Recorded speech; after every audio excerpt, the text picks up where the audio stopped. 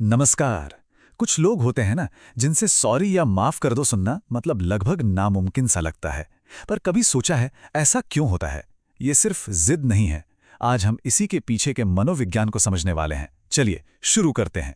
तो देखिए, ये पूरा डिस्कशन शुरू हुआ इस एक हेडलाइन से, जो दावा करती है कि जो लोग कभी माफी नहीं मांगते उनमें एक लो आईक्यू वाला ट्रेट या गुण होता है। अब ये बहुत बड़ा दावा है। क्या सच में इसका कनेक्शन आईक्यू से है? आज इसी गुत्थी को सुलझाएंगे। तो सवाल यही है कि आखिर ये गुण है क्या, और क्या सच में ही आईक्यू से जुड़ा है, या फिर कहानी कुछ और ही है, कोई गहरी साइकोलॉजिकल वजह है इसके पीछे।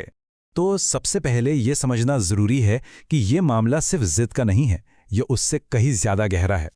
आमतौर पर जब कोई गलती करके भी सॉरी नहीं बोलता तो हम क्या सोचते हैं? यही ना कि इसमें बहुत ईगो है, घमंड है या बहुत जिद्दी है। और हाँ, ये वजह हो सकती है, लेकिन ये पूरी सच्चाई नहीं है। साइकोलॉजी के हिसाब से देखें तो असली जड़ कहीं और है। ये दरअसल दिमाग के सोचने का एक खास पैटर्न है, एक ऐसी बनावट जो बहुत गहरी होती है। तो चलिए अब उस लो आईक्यू वाले गुण पर आते हैं। देखते हैं कि साइकोलॉजी की भाषा में इसे असल में कहते क्या हैं। इसे कहते हैं कॉग्निटिव इनफ्लेक्सिबिलिटी। हिंदी में कहें तो बौद्धिक कठोरता। इसका सीधा सा मतलब है सोच में लचीलेपन की कमी। मतलब ऐसे लोग नई जानकारी या बदलते हालात के हिसाब से अपनी सोच और बर्ताव को बदल नहीं पाते। उनका दिमाग एक ही ढर्रे पर चलता है। यहाँ दुनिया को देखने के दो बिल्कुल अलग अलग नजरिए हैं। एक तरफ है लचीली सोच, फ्लेक्सिबल थिंकिंग। ये लोग नई बातों को समझते हैं, अपनी सोच बदल सकते हैं। वहीं दूसरी तरफ है कठोर सोच, रिजिड थिंकिंग। ये लोग बस सही या गलत में ही सोचते हैं, अपनी बात पर अड़े रहते हैं, भले ही नए फैक्ट्स सामने आ जाएं। इनके लिए गलत होना अपनी पहचान पर हमले जैसा है। तो अब सवाल ये उठता है कि ये जो बौद्धिक कठोरता है, इसकी वजह से माफी मांगना इतना मुश्किल, लगभग नामुमकिन क्यों हो जाता है? देखिए, एक कठोर दिमाग के लिए गलत होना सिर्फ एक फैक्ट का गलत होना नहीं है। नहीं, उनके लिए ये एक पर्सनल अटैक जैसा है।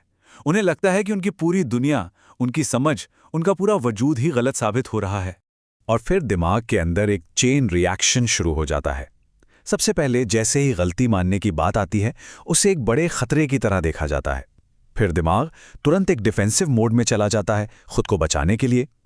इसके बाद वो अपनी गलती का ठीकरा बाहरी चीजों पर फोड़ देता है, जैसे ट्रैफिक की वजह से लेट हुआ या तुमने ही मुझे गलत समझा। और नतीजा, माफी तो कभी मांगी ही नहीं जाती। अच्छा, तो अब बात करते हैं इसके असर की, इसके परिणामों की, क्योंकि ये सिर्फ दिमाग में चलने वाली कोई चीज नहीं है।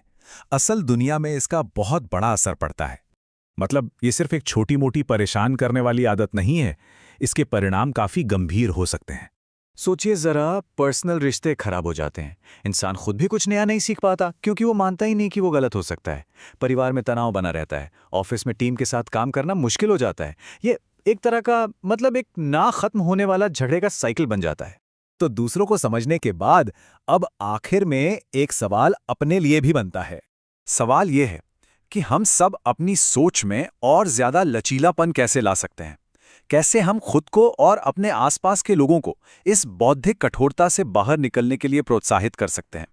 ये एक ऐसा सवाल है जिस पर सोचना हम सबके लिए जरूरी है।